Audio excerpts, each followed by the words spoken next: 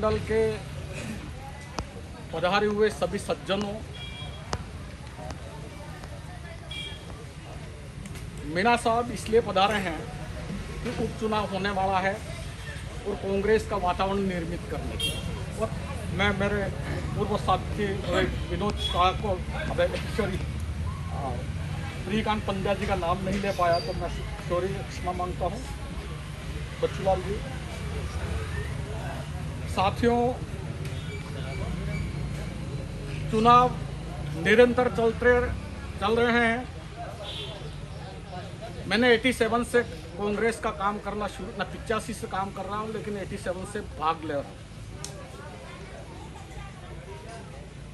जब समय आया है, ये परिक्षेत्र मीणा साहब सागवाड़ा विधानसभा क्षेत्र का परिक्षेत्र था, चिखली पंचायत। इस परिक्षेत्र में उस टाइम पे 18 पंचायतें थी, लेकिन आज की तारीख में 24 पंचायत चिखली में, 27 वो उधर की।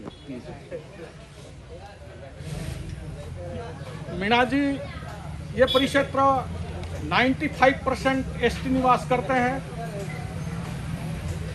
95% भिखाबाई भील यहाँ चुनाव लड़ते थे तो मतदान करते थे।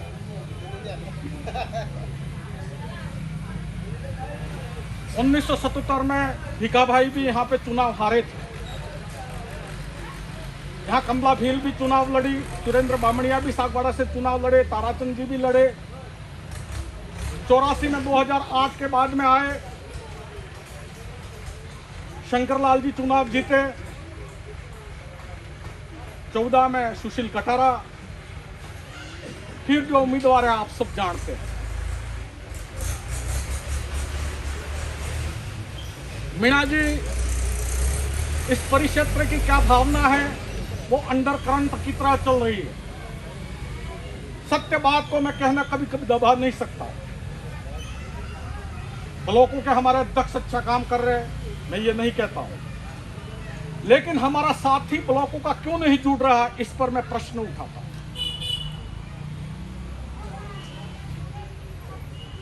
आज की तारीख में यह हालत है कि बावड़ी मंडल की बैठक को हमें शंभू महाराज गुरु हो सकते हैं हमारे, लेकिन भाजपा के खास व्यक्ति हैं, वहां रखनी पड़ रही है।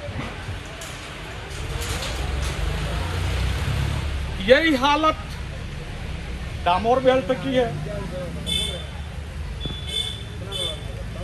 मैं हनुमान जी को साक्षी रखकर कह रहा हूं, जिसको भी टिकट मिलेगी उसके साथ में हूंगा। अब तक मैंने कभी मनोवेर नहीं करवाई और ना करवाऊंगा। इस क्षेत्र का कार्यकर्ता गरीब है, मैं भी गरीब, लेकिन कार्यकर्ताओं की भावना, युवाओं की भावना, जनता की भावना को जब तक आप स्टडी नहीं करोगे, उनकी भावनाओं को नहीं समझोगे, क्यों इधर उधर जा रहे हैं, क्यों नहीं प्रेजेंट हो रहे हैं, तो हम चुनाव लड़े न लड़े बराबर की बात है। मैं चीकनी चुपड़ी बातों में विश्वास नहीं करता हूं।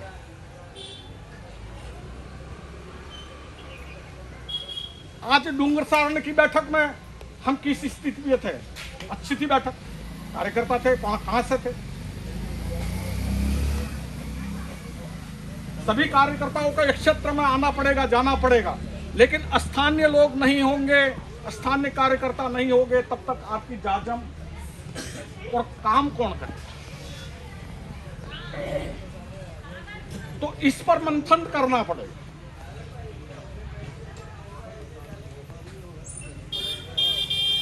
हो सकता है मैंने एक बीच में प्रस्ताव रखा था, नहीं आप समर्थन में करते हो कोई दिक्कत नहीं है, लेकिन जो कार्यकर्ता आज भी पार्टी छोड़ के नहीं गए हैं, ज्वाइन बीजेपी को नहीं किया है, बैठे हैं घरों में, अध्यक्ष के द्वारा बुलाने के पर भी नहीं आते हैं, तो उसकी व्यथा को आपको सुनना पड़ेगा। वोट लेना है तो हमारे जिले के बड़े नेताओं को भी बैठना पड़ेगा। और आपकी उपस्थिति हो, आप सुने, हो सकता है हम गलत कह रहे हो,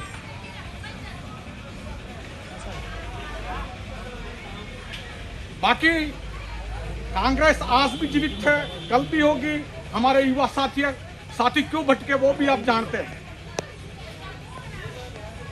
आज का युवा डबल एमए तक है, वो हमारा भाषण कितना सुनता है ये हमें खुद को मंथन करने की जरूरत है। वो सोशल मीडिया पे वैसे ही पूरा भाषण देश की योजनाओं को देख लेता है।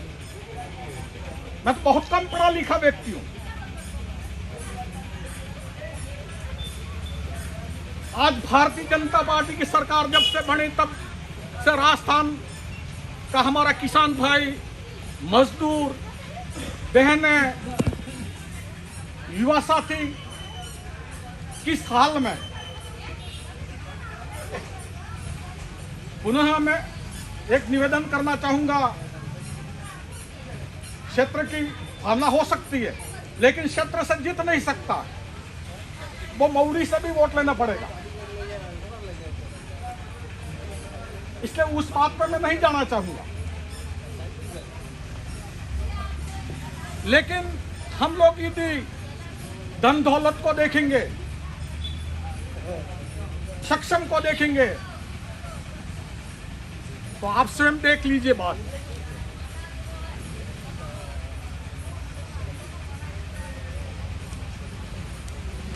आज की तारीख में हर कार्यकर्ता कांग्रेस का ही काम कर रहा है, लेकिन उनकी भावनाओं को हम कहीं न कहीं भाषण देना चाहता है, कहना बात चाहता है, उस टाइम पे टोका जाता है, दबाया जाता है,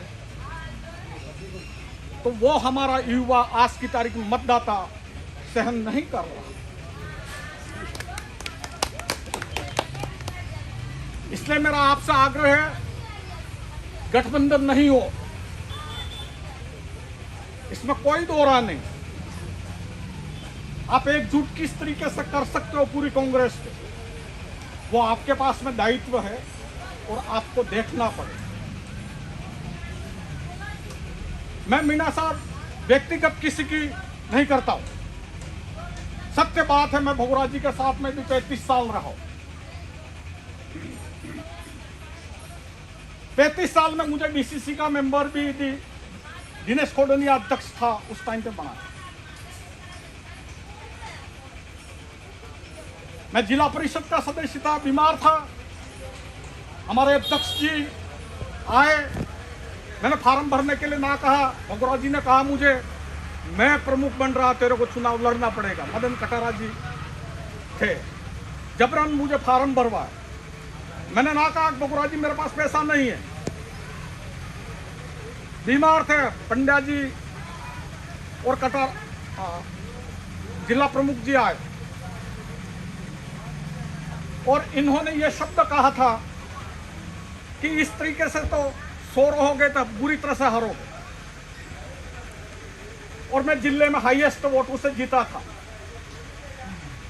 हाँ, इसका मतलब यह नहीं कि मैं हर चुनाव जीत गया, कई घर के परिवार को लड़ा, हारा भी हूं, लेकिन आज की तारीख में राजनीतिक जीवन में यदि मुझ पर यह अंगुली बता कर दे कि पार्टी प्रचार के लिए 1 रुपया भी किसी का लिया है, डीजल भी भरवाया है, तो मैं राजनीति संन्यास ले लूं। इसलिए मैं आपसे आग्रह करना चाहूंगा, यदि कांग्रेस को जीवित रखनी है, सभी की भावनाओं को सुनना पड़ेगा, सुनना भी पड़ेगा, दहन भी करना पड़ेगा और समझाना भी पड़ेगा। हम हमारे आज की तारीख में 28,000 वोट मिले हमको, उससे जीतने वाले नहीं। हमको बीजेपी के वोट भी लाने पड़ेंगे, बाप के भी लाने पड़ेंगे और कई कार्यकर्ताओं को मनाना भी पड़ेगा। रिश्तेदारी तो मेरी भी खूब है, रिश्तेदारी से कोई चुनाव जीते नहीं जा सकते।